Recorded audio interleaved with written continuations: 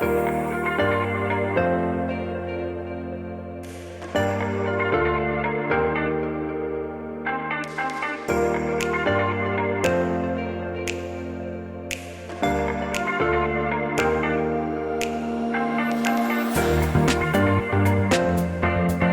what we have. We have deep structural problems. We have a climate crisis.